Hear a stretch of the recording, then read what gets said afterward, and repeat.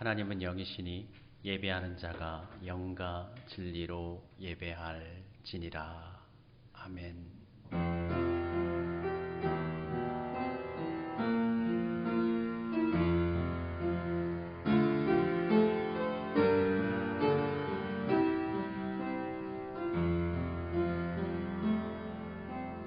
나는 하나님을 예배하는 예배자입니다.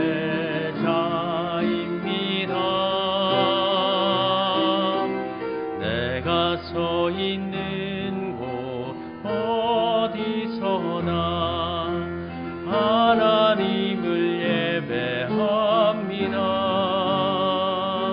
내 영혼 거룩한 은혜를 향하여 내 마음 완전한 하나님 향하여 이곳에서 바로 이 시간 하나님을 예배합니다.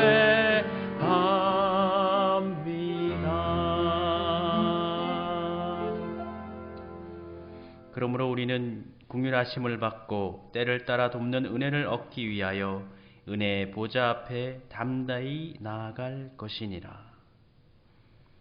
처음과 나중이 되시는 하나님 아버지, 지난 한 주간 우리의 마음과 생각을 지켜주시고 우리의 발걸음이 실족하지 않도록 주님의 진리 가운데 인도하여 주신 은총에 감사를 드립니다. 주님께서 베풀어 주신 은혜가 아니면 저희들은 한순간도 살아갈 수가 없습니다. 하나님의 은혜로 살던 저희들이 복된 주일을 맞이하여 예배당으로 나와 또 하나님께 예배드립니다. 우리의 몸을 거룩한 산제물로 하나님께 바치는 귀한 예배가 되어주도록 성령님께서 주관하여 주옵소서. 예수님의 이름으로 기원드립니다. 아멘. 찬송 38장 함께 부르겠습니다. 예수 우리 왕이여 38장 찬송 부르겠습니다.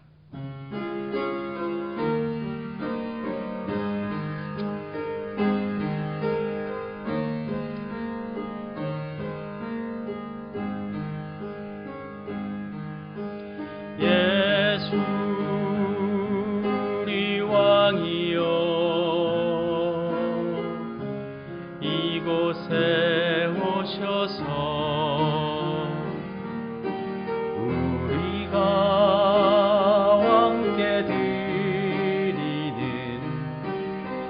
영광을 받아 주소서.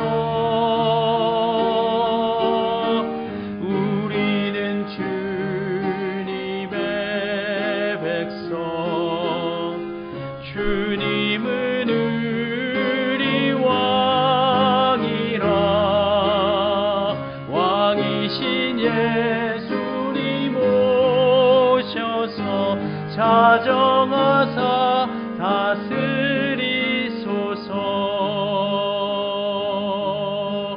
예수 우리 주시여 이곳에 오셔서 우리가 주께 드리는 찬양을 받아 주소서. 우리는 주님의 종들, 주님은 우리 주시라.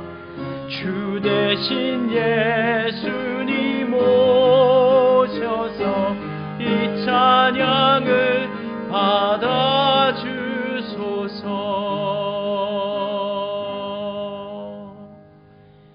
회개의 기도 함께 드리겠습니다.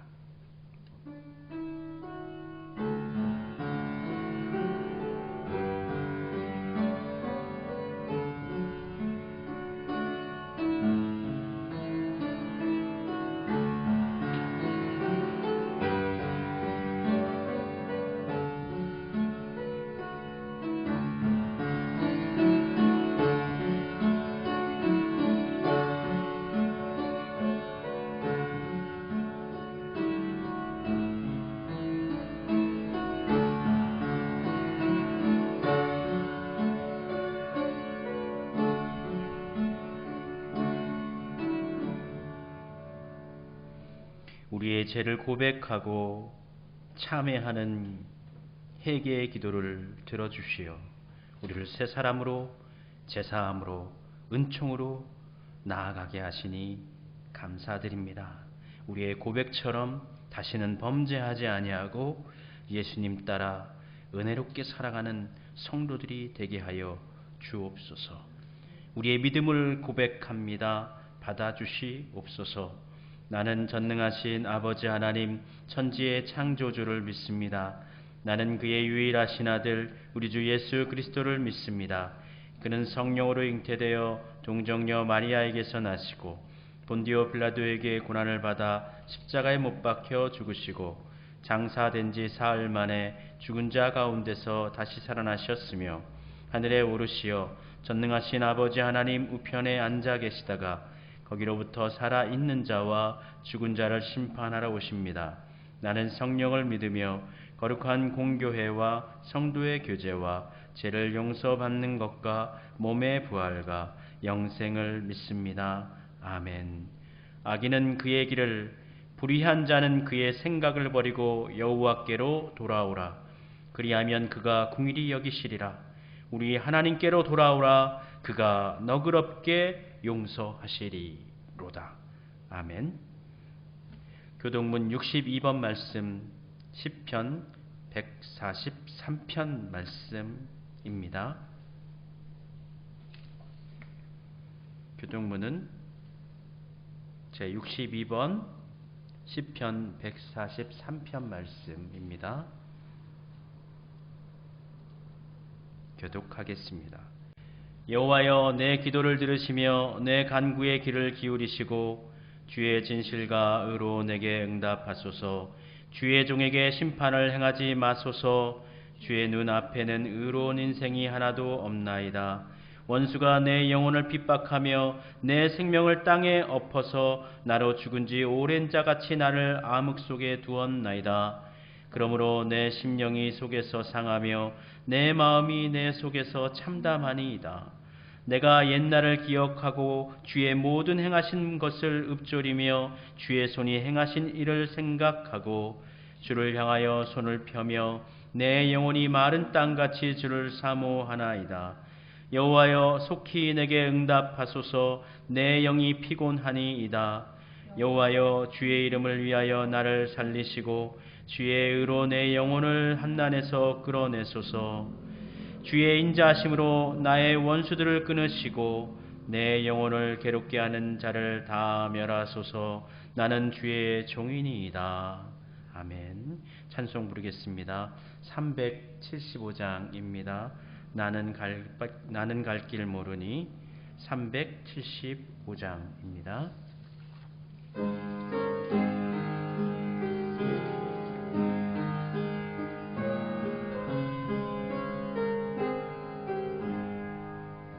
나는 갈 길 모르니 주여 인도하소서. 어디 가야 좋을지 나를 인도하소서. 어디 가야 좋을지 나를 인도하소서. 아무것도 모르니 나를 가르치소서. 어찌해야 좋을지 나를 가르치소서. 어찌해야 좋을지 나를 가르치소서. 아이같이 어리니 나를 도와주소서. 힘도 없고 약하니 나를 도와주소서. 힘도 없고 약하니 나를 도와주소서. 마음씨 나를 위로하소서. 의지 없이 다니니 나를 위로하소서. 의지 없이 다니니 나를 위로하소서.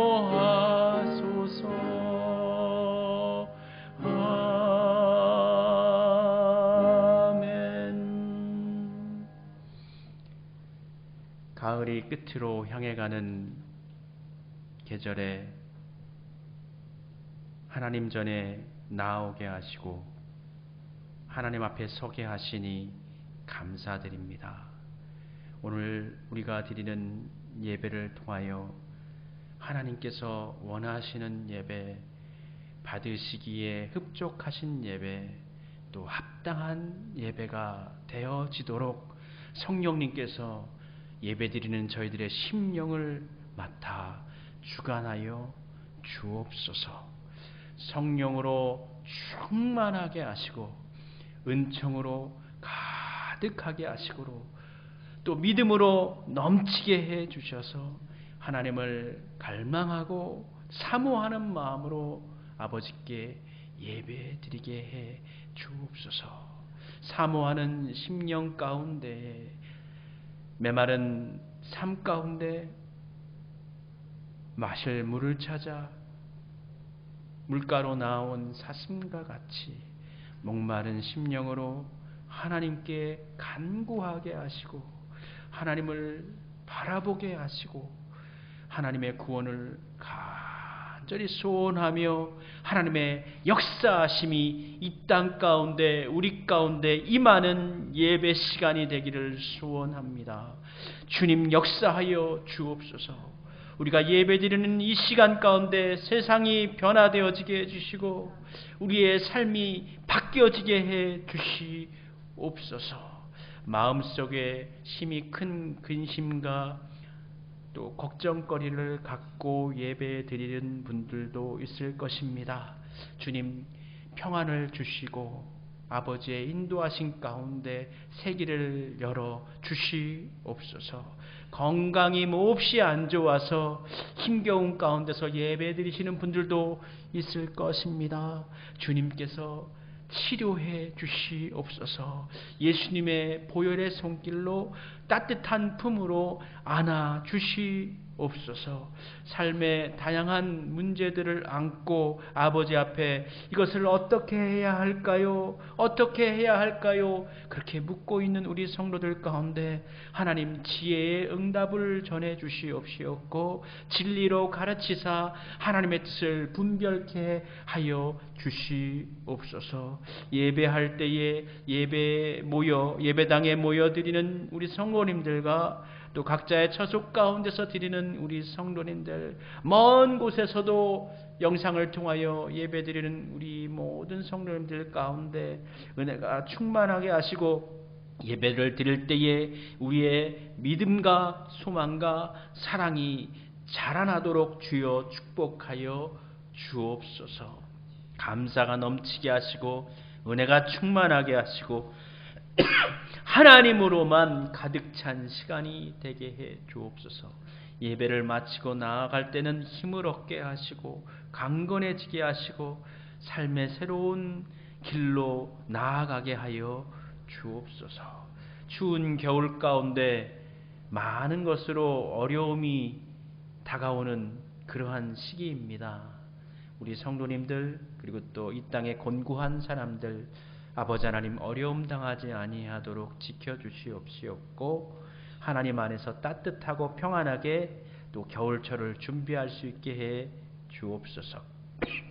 그리고 남겨진 2달의 시간 동안 2021년 복되고 은혜롭게 우리에게 주어진 길을 걸으며 우리가 소원했던 것들을 하나님께 올려드리며 하나님께서 받으시고 역사하실 것을 소망합니다. 2달 동안 열매로 충만케 해 주옵소서. 말씀을 통하여서 우리를 새롭게 하시고 주의 진리가 우리 안에 거함으로 하나님 안에서 늘 담대함으로 이 세상을 살아갈 수 있는 용기를 얻게 하여 주옵소서. 예수님의 이름으로 기도드립니다. 아멘.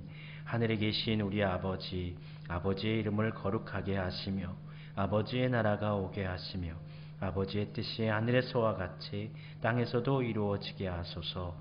오늘 우리에게 일용할 양식을 주시고 우리가 우리에게 잘못한 사람을 용서하여 준 것 같이 우리 죄를 용서하여 주시고 우리를 시험에 빠지지 않게 하시고 악에서 구하소서. 나라와 권능과 영광이 영원히 아버지의 것입니다. 아멘.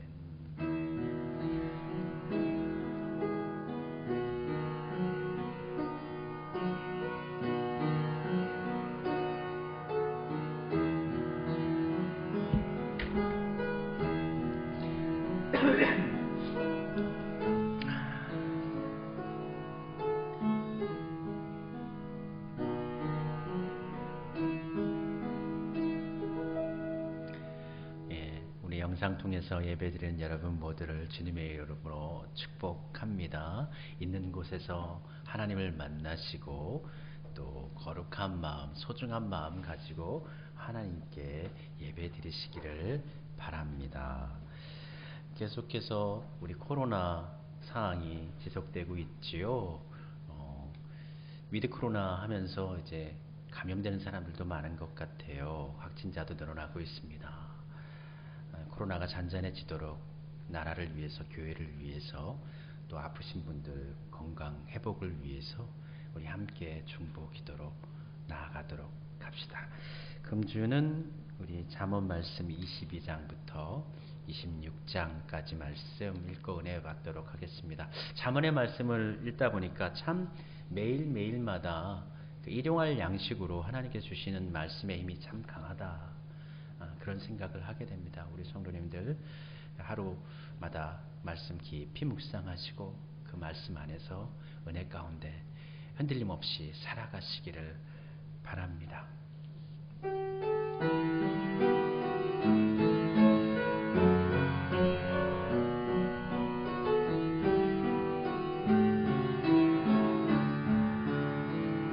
주께 힘을 얻고 그 마음에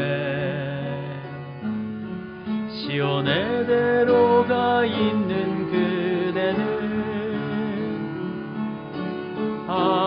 하나님의 축복의 사람이죠. 주님 그대를 너무 기뻐하시죠. 주의 집에 거하기를 사모하며 주를 항상 찬송하는 그대는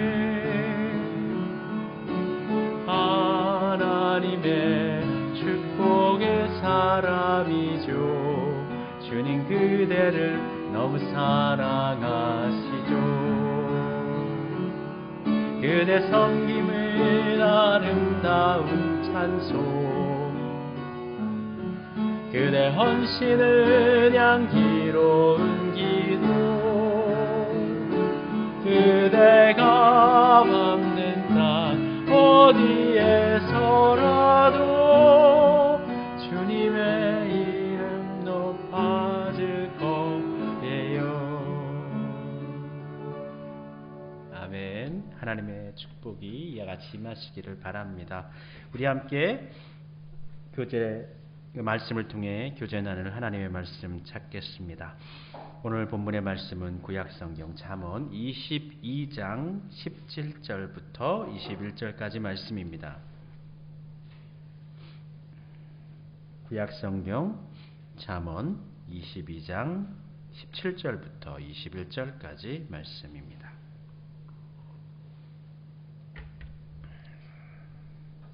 함께 하나님의 말씀을 우리 봉독하겠습니다. 너는 귀를 기울여 지혜 있는 자의 말씀을 들으며 내 지식에 마음을 둘지어다. 이것을 내 속에 보존하며 내 입술 위에 함께 있게 함이 아름다우니라.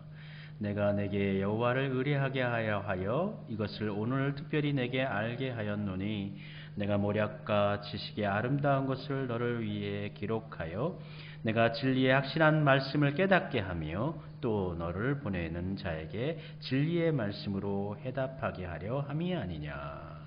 아멘.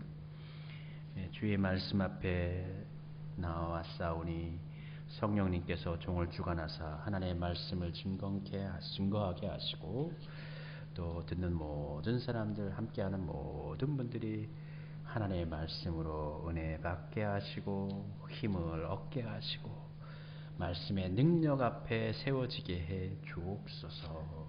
예수님의 이름으로 기도드립니다. 아멘. 지혜라는 것이 무엇일까요? 지혜라는 것을 하나의 문장으로 또는 하나의 낱말로 정의할 수는 참 없을 것 같습니다. 지혜는 우리의 삶을 더욱 풍요롭게 하는 것이고, 지혜는 무엇이 옳은 것인가 분별하게 하는 것이고, 지혜는 우리를 서로 사랑하게 하는 것이고, 지혜는 우리로 하여금 서로 살리게 하는 것입니다. 누구나가 다 지혜로운 사람이 되고 싶어 하고 지혜로운 자와 함께 하기를 원합니다. 내가 지혜롭지 못할 때에는 나보다 지혜로운 사람을 옆에다 두고 묻고 싶지요. 도움을 구하고 싶지요. 누군가가 옆에 있어서 바로 안내를 해준다면, 마치 우리가 여행을 다닐 때 길을 안내해주고 내용의 특성, 관광지의 특성을 이렇게 코멘트해 주는 것처럼 안내자가 있다면 그 안내자가 인도하는 대로만 가고 타라는 버스만 타고 가라는 곳만 가고 먹으라는 곳에서 먹고, 그럼 참 편하잖아요. 그러기를 바라죠. 그렇기 때문에 우리가 어려움을 당할 때에 우리는 그런 안내를 위해서, 인도하심을 위해서 하나님께 기도합니다. 하나님 지혜를 주십시오. 하나님 어느 길로 가야 할까요? 어떻게 해야 할까요? 어떻게 해야 제가 힘을 낼까요? 용기를 잃어버리지 않을 수 있을까요? 하나님께 지혜를 구하게 되는 것입니다. 우리가 지혜를 구해야 하고 또 지혜를 찾아야 하는데, 지혜를 먼저 찾기 전에 우리가 준비되어야 할 것이 두어 가지가 있는 것 같아요. 그 중에 첫 번째는 지혜를 구하기 전에 먼저 지혜를 인정하는, 또는 지혜를 받아들일 수 있는 우리 마음의 지혜 없음. 내 스스로 정말 하나님, 전 지혜가 부족합니다. 이런 겸손한 마음, 하나님의 뜻을 받아들일 수 있는 이러한 정말 지혜로운 마음이기도 하죠. 이런 겸손하고 온유한 마음이 준비되어져 있어야 하나님의 그 지혜를 받아들일 수가 있는 것이죠. 하나님, 저는 지혜가 없습니다. 지혜가 없어요. 제게 지혜를 주십시오. 이렇게 기도할 수 있는, 우리 자신의 연약함을 인정하는 그러한 마음의 자세가 필요한 것 같습니다. 물고기의 IQ는 0.3이라고 합니다. 정말 작지요. 그래서 다른 물고기가 옆에서 낚싯밥에 이제 그것을 먹고 그 줄에 걸려가지고 바둥거리다가 물 밖으로 잡혀나가는 걸 보면서도 또 자신 앞에 그 낚싯밥이 오면 그것을 먹는다라는 것이죠. 우리는 그것을 보면서 참 물고기가 어리석구나, 참 이걸 모를까, 이렇게 바보스러울까 생각하지만 사람들 역시도 크게 다르지는 않은 것 같아요. 사람들 역시도 다른 사람이 망하는 길을 가는 걸 보면서도 사람들은 그것에 대해서 분별하지 않고 같이 그 길을 가게 된다. 지난주에 나온 기사 중에 제목이 이렇게 쓰여져 있었습니다. 유행 따라 창업하고 유행 따라 폐업한다. 뭔가 유행하면, 하나의 음식이 유행하면 다 그걸 하는 거예요. 잘 될 것 같으니까, 또 잘 되고 있으니까. 근데 한철 바람이 지나가 버리면 투자 비용 해주도 못하고 폐업하게 된다라는 거예요. 이렇듯 사람이 참 똑똑한 것 같지만 어리석습니다. 어리석어요. 그리고 우리가 지혜를 원하지만 지혜의 뜻을 받아들일 수 있는 마음의 자리가 또 필요합니다. 이 겸손함이 필요하고, 두 번째로는 지혜를 받아들일 수 있는 마음밭이 준비되어져 있어야 합니다. 이 지혜를 받아들일 때에 지혜를 받아들일 마음밭에 다른 것이 있으면 이 지혜를 내재하지 못합니다. 우리 것으로 만들지 못합니다. 솔로몬은 잠언의 기록자죠. 솔로몬은 하나님으로부터 천번제를 드리고 난 후에 지혜를 선물로 받았습니다. 그는 매우 지혜로운 사람이었습니다. 그럼에도 불구하고 그의 일평생의 거의 대부분을 매우 지혜롭지 못한 왕으로 솔로몬은 살았습니다. 그것은 그가 지혜가 모자라서가 아니고 지혜를 내성화할 마음이 없었기 때문입니다.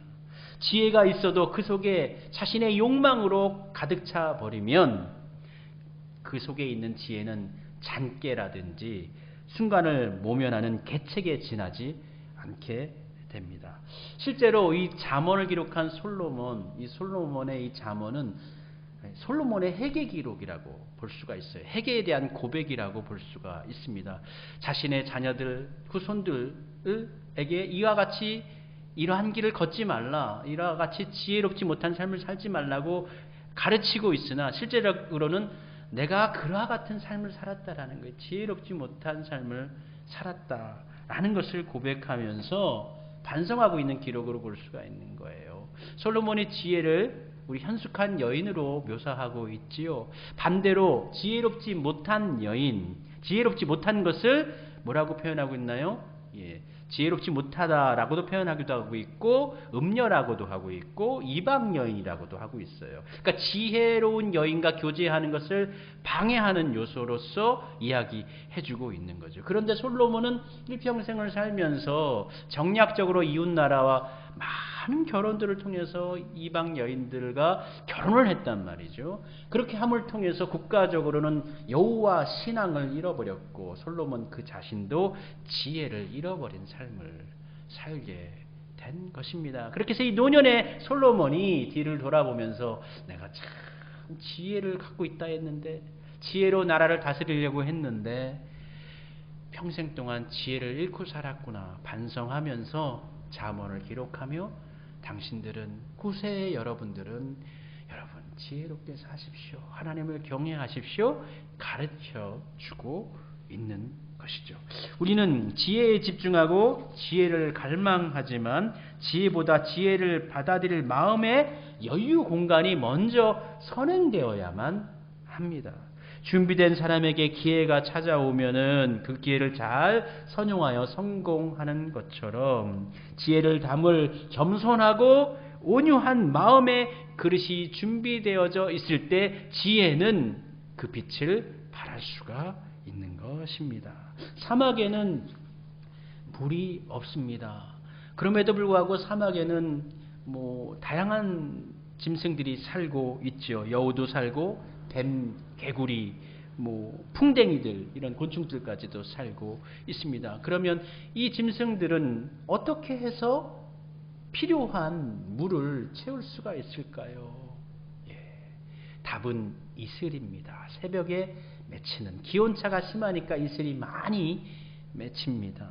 그래서 여우는 바위 틈 사이에 낀 이슬을 혀로 핥아먹고 산다고 합니다. 개구리는 자기 눈 위로 또 머리 위로 있는 그 이슬을 혓바닥으로 샬름 해가지고 뺏어와서 가지고 와서 이슬을 축인다고 하고요. 뱀은 자신의 몸을 또아리를 틀어서 그 사이로 이슬이 맺히면 몸이 이렇게 길다 해서 돌아가니까 그 이슬을 또 먹는데, 풍뎅이는 어떻게 이슬을 먹게 될까요? 풍뎅이는 혀도 길지 않고 고개도 돌릴 수가 없잖아요. 그래서 풍뎅이는 이슬이 맺힌 그 이슬을 먹기 위해서 고개를 아침마다 땅에다가 쳐박는다가 가장 낮은 곳에다가 머리를 내린다는 거예요. 그러면 등과 머리에 있던 이슬이 아래로 흘러내리잖아요. 그러면 그걸 마신다고 합니다. 이와 같이 우리들도 하나님 앞에 겸손하면 하나님의 지혜를 나의 것으로, 내 것으로 만들 수 있을 것입니다. 세상에 많은 나라들 가운데서 지혜를 간구하고 지혜를 찾고 원하는 그러한 나라, 민족이 있다면 여러분 어떠한 나라가 머릿속에 떠오르십니까? 가장 첫 번째 나라가 유대인이라고 합니다. 지혜를 찾는 민족이 유대인이라는 거예요. 그리고 두 번째 나라는 어느 나라일까요? 두 번째 나라는 우리나라라고, 대한민국 사람들이라는 것입니다.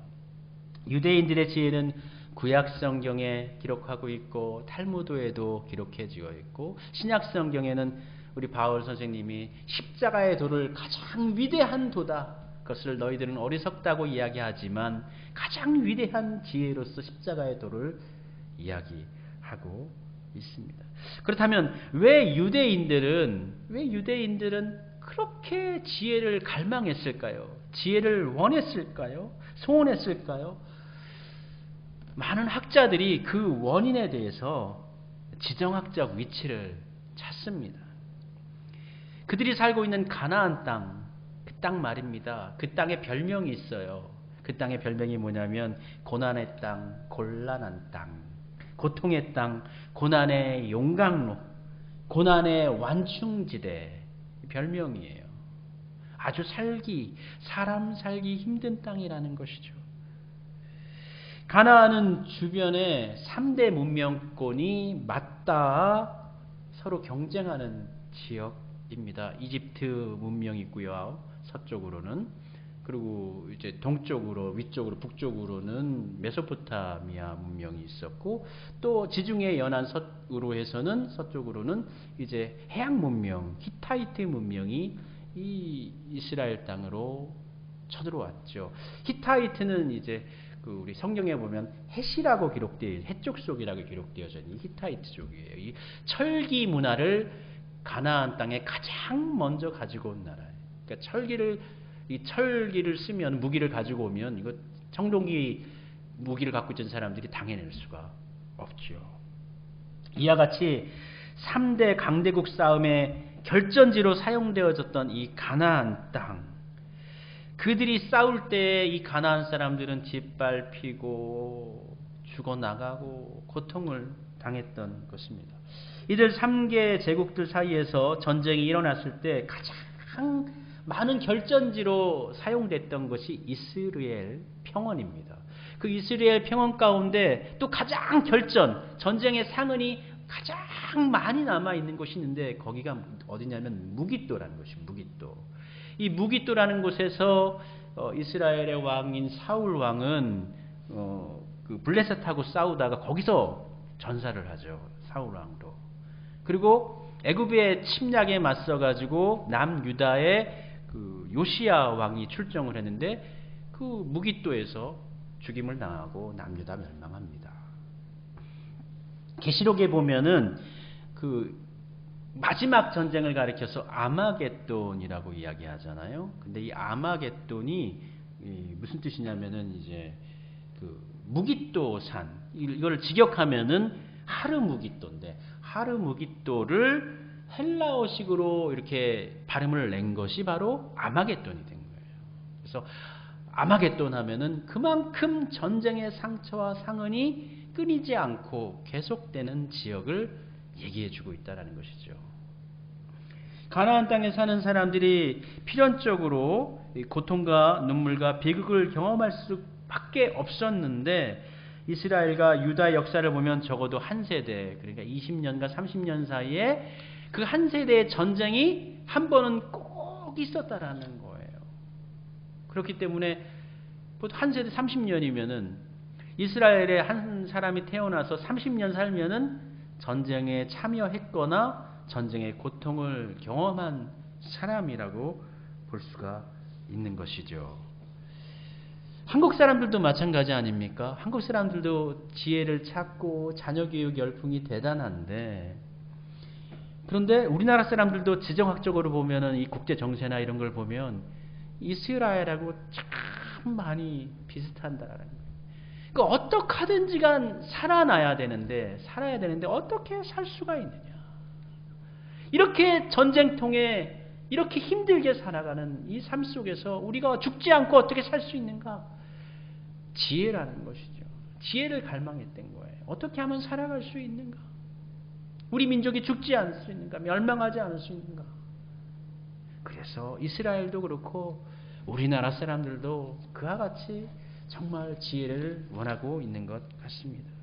전쟁에 패하면 국가적으로 엄청난 손실을 보게 되는데 우선 경제적으로 GNP의 10%를 조공으로 바쳐야 돼요. GNP의 10% 나라 경제의 10%를 다 갖다 바치는 거예요. 바칠 때 그냥 바치는 거 아니에요. 여인들과 함께 조공을 바쳐야 돼요. 패전국의 수모입니다. 뿐만 아니라 전쟁에 져서 참패해서 포로가 되는 왕과 그 왕의 자녀들은 눈이 뽑혀서 포로로 잡혀가기도 하고, 귀족들은 코가 베이거나 귀가 베어가지고 줄줄이 묶여가지고 이제 포로로 잡혀가게 되고, 또 그 잡혀간 곳에서 거세를 당하고 난 후에 한간으로 평생을 살아야 되는 모욕을 경험하게 되었습니다. 가난과 전쟁과 눈물로 가득했던 고난의 용광로 같은 이 가나안 땅에 유대인들이 살면서 터득하고 배운 삶의 철학과 신앙은 무엇이었을까요? 그 고통 가운데서 그들이 철저하게 깨달은 철학, 신앙은 무엇일까요? 지혜였습니다.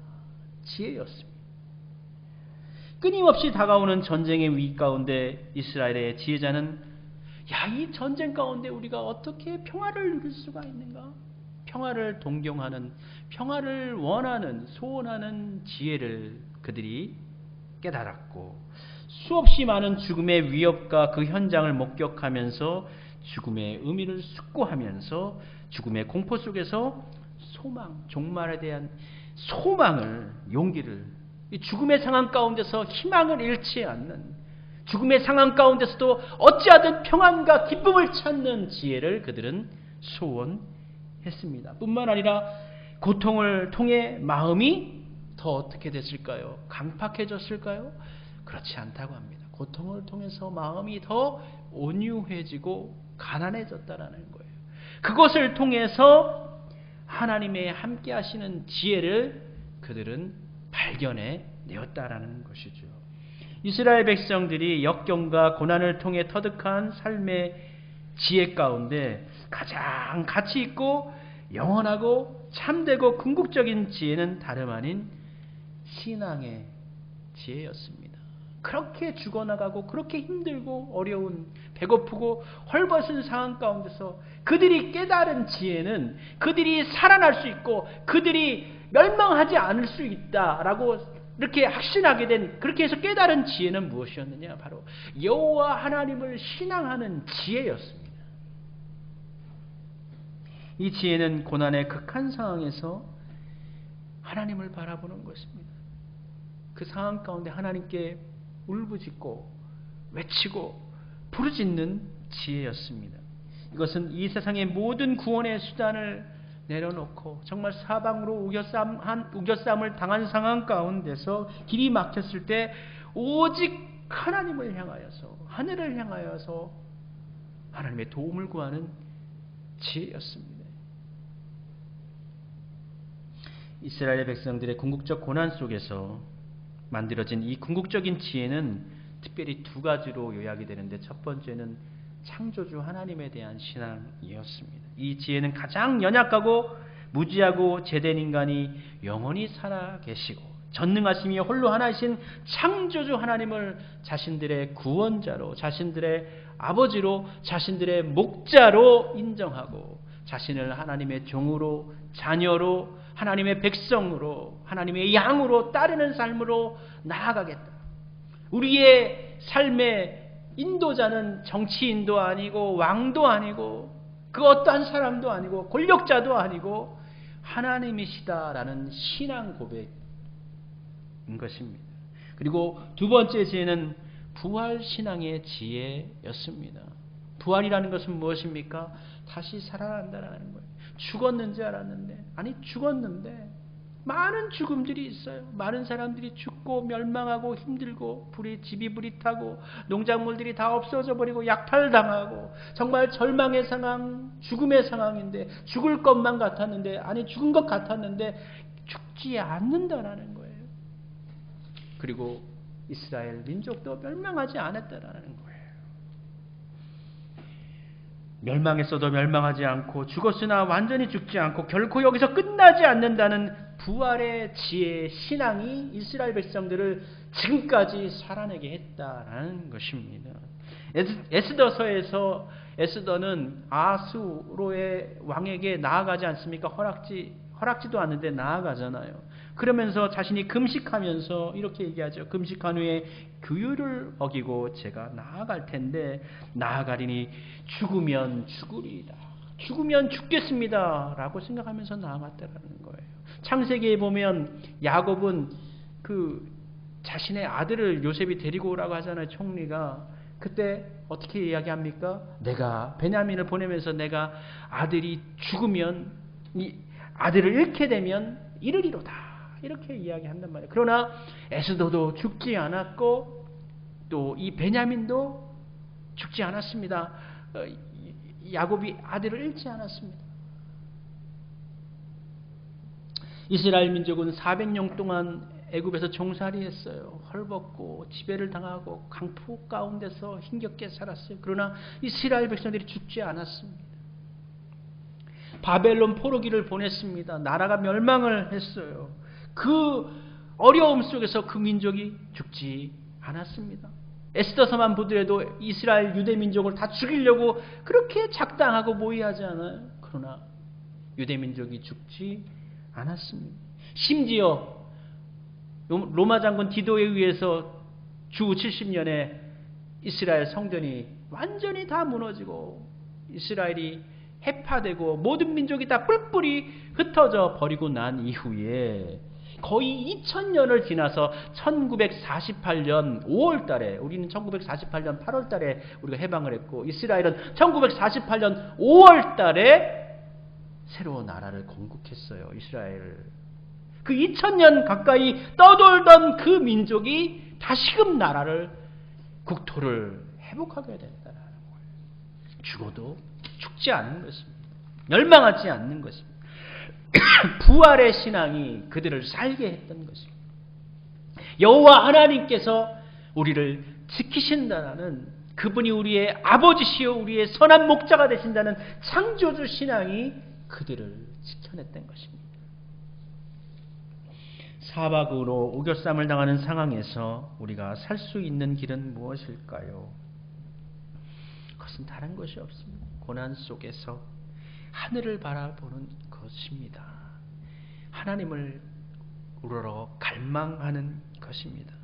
지금은 작은 것 같으나, 연약한 것 같으나, 지금은 죽은 것 같으나 결코 죽지 않는다는, 하나님께서 우리를 반드시 세우신다라는, 반드시 살리신다라는 그러한 지혜가, 하나님 경외의 지혜가 우리에게 필요합니다. 우리 성도님들 하나님을 믿고 따른다. 그것이 바로 하나님을 경외하는 것입니다. 어려운 상황 가운데서 하나님을 믿는다. 내가 그 상황 가운데 하나님을 경외합니다. 하나님을 인정합니다. 하나님의 하나님 되심을 바라봅니다. 믿습니다. 잠언의 기록자는 이러한 신앙을 가리켜서 이렇게 기록해주고 있습니다. 3장 6절에서는 너는 범사에 그를 인정하라. 하나님을 인정하는 것입니다. 그리고 9장 10절에서는 여호와를 경외하는 것이 지혜의 근본이요 거룩한 자를 아는 것이 명철이니라 말씀해 주십니다. 잠언 19장 23절에는 이렇게 말씀해 줍니다. 여호와를 경외하는 것은 사람으로 생명에 이르게 하는 것이라. 경외하는 자는 족하게 지내고 재앙을 당하지 아니하느니라. 이와 같이 우리가 하나님을 경외할 때에 하나님께서 생명에 이르게 하시고 우리의 삶으로 하나님께서 족하게 하시고 재앙을 당하지 않게 하신다. 이게 바로 이스라엘 백성들이, 유대인들이 수천 년에 걸쳐서 하나님을 따랐던 지혜이고 우리가 하나님께 소망해야 할 지혜인 것입니다. 여호와 경외의 지혜, 여호와 하나님을 인정하는 지혜를 우리 모두가 갖고 지금의 어려운 상황 가운데서, 어려운 환경 가운데서, 그 위치 가운데서 우리 하나님 바라보시기를 바랍니다. 잠언 22장부터 오늘 본문이죠. 24장 22절까지의 교훈은 근본적으로 여호와 하나님에 대한 신앙을 기준으로 해서, 그 여호와 신앙에 입각한 것을 기준으로 해서 동시에 세상의 지혜와는 구별되는 여호와 경외의 신앙을 보여주고 있습니다. 17절에서 이렇게 이야기합니다. 너는 귀를 기울여 지혜 있는 자의 말씀을 들으며 내 지식에 마음을 둘지어다. 하나님의 지혜를 들으라는 것입니다. 듣고 마음에 깊이 묵상하고 깨달은 지혜를 내 속에서 내재시키고 간직하고 삶에 적용하라는 것이죠. 이와 같은 가정을 통해 지혜는 그것을 배우는 자의 소유가 되고 그 지혜는 그의 삶을 지혜로운 삶으로 이끌어냅니다. 이 본문은 우리가 지혜의 말씀을 접하게 될 때에 가져야 할 4가지 단계를 이야기해 주고 있는데요. 첫 번째는 잘 들어야 되는 거예요. 하나님의 말씀을, 지혜의 말씀을 소중하게 잘 들어야 돼요. 먼저 듣습니다. 그리고 그것을 들은 말씀을 마음으로 묵상합니다. 묵상해야, 생각해야 됩니다.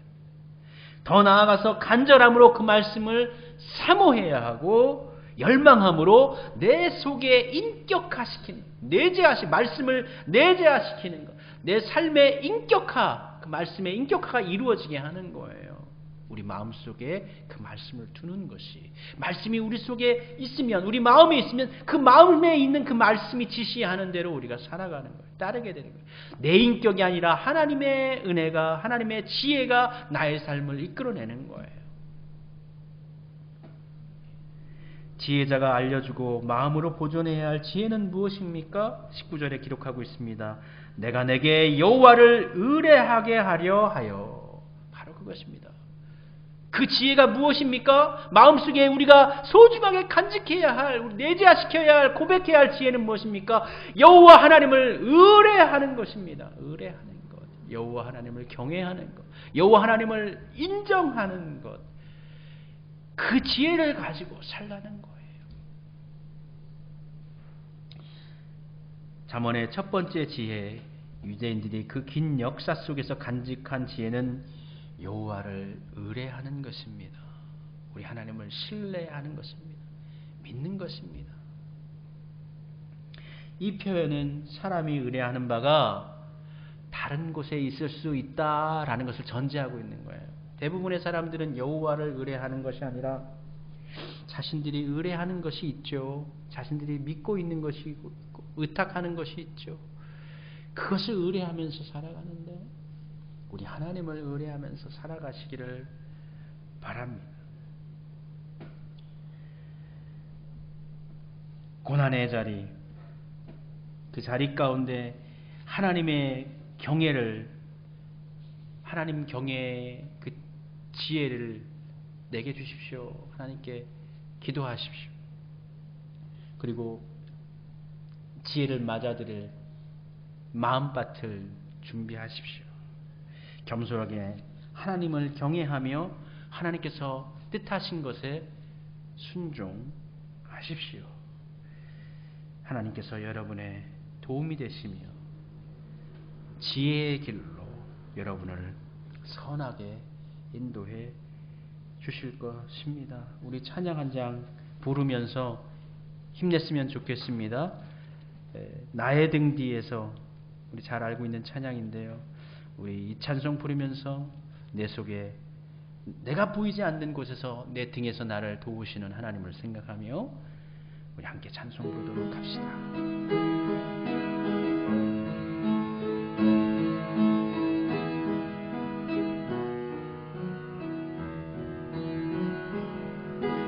나의 등 뒤에서 나를 도우시는 주. 나의 인생길에서 나의 인생길에서 지치고 고나요 지치고 고나 매일처럼 주저앉고 싶을 때 매일처럼 주저앉고 싶은 나를 밀어주시네 나를 밀어주시네 일어나 걸어라 일어나 걸어라 내가 새 힘을 주리니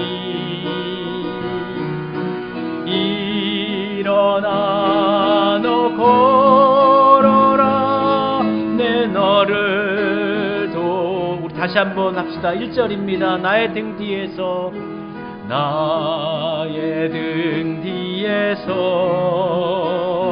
나를 도우시는 나의 인생길에서 지치고 고나요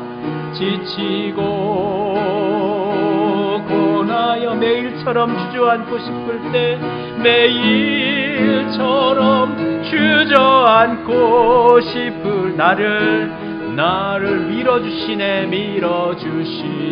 일어나 걸어라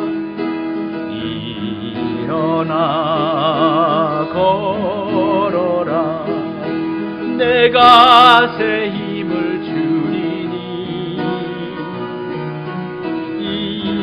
일어나 너 걸어라 내 너를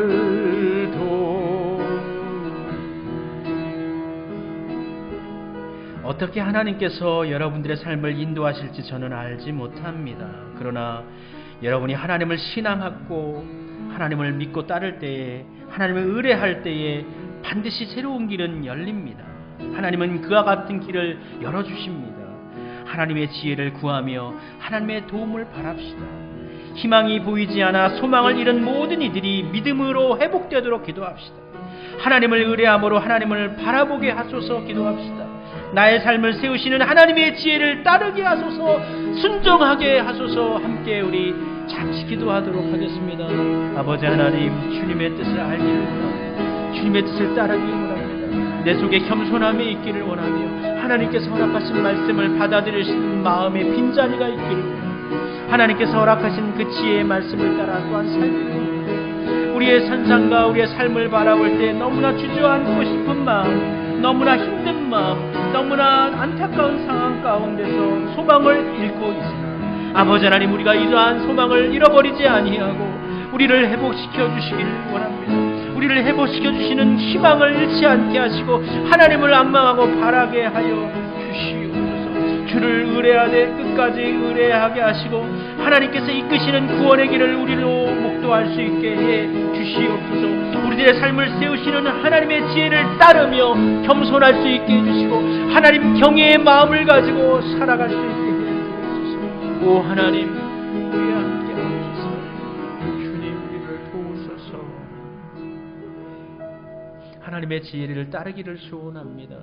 우리의 마음 가운데 마음밭 가운데 겸손함을 주시고 하나님 말씀 받을 수 있는 넓은 자리를 허락하여 주시고 하나님 말씀 앞에 지혜롭게 하시고 하나님 경외하는 지혜를 따라 순종하면서 아버지 하나님 나아가게 해 주시옵소서. 눈앞에 보이는 환경이 우리의 길을 가로막고 있고 매우 어려운 상황이라 할지라도 곤고한 상황 가운데 낭망하지 아니하고 하나님께서 반드시 새 길을 여신다. 하나님의 구원이 우리 가운데 임하실 것이다 라는 확고한 믿음 가운데 하나님의 지혜를 따라 믿음으로 승리하는 우리 성도들이 되어지게 하여 주옵소서. 우리 주님 역사하여 주옵소서. 예수님의 이름으로 기도드립니다. 아멘. 하나님 경외하는 지혜로 믿음으로 승리하시기를 바랍니다. 우리 함께 찬송 부르겠습니다. 345장 나의 영원하신 기업 찬송 부르며 예비하신 준비하신 예물 하나님께 봉헌 드리겠습니다. 345장입니다.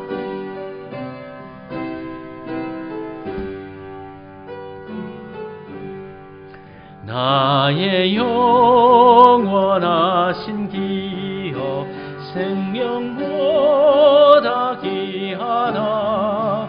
나의 갈 길 다가도록 나와 동행하소서. 주께로 가까이 주께로 가오니 나의 갈 길 다가도록 나와 동행하. 어두운 골짝 지나가며 어두운 골짝 지나가며 험한 바다 건너서 천국 문에 이르도록 나와 동행하소서. 주께로 가까이 주께로 나의 갈 길 다가도록 나와 동행하소서.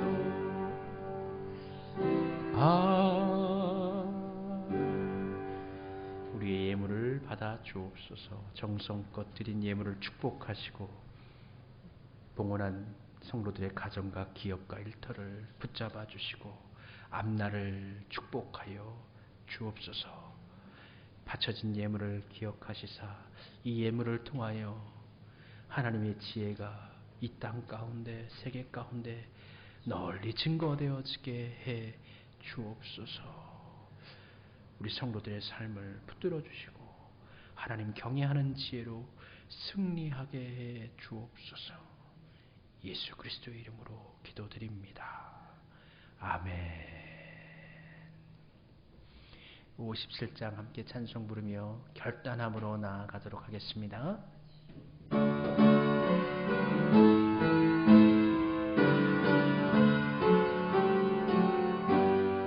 오늘 주신 말씀에 새 힘 얻어서 세상으로 나가서 살아갈 때에 힘으로 늘 부족하오니 주여 나를 도우사 승리하게 하소서. 아멘. 우리 주님 주 예수 그리스도의 은혜와 하나님 아버지의 극진하신 사랑하심과 성령님의 함께하심, 교통하심, 교제하심이 영상을 통해 예배드린 모든 성도님들 위해 같이 하여 주시기를 간절히 축원하옵나이다.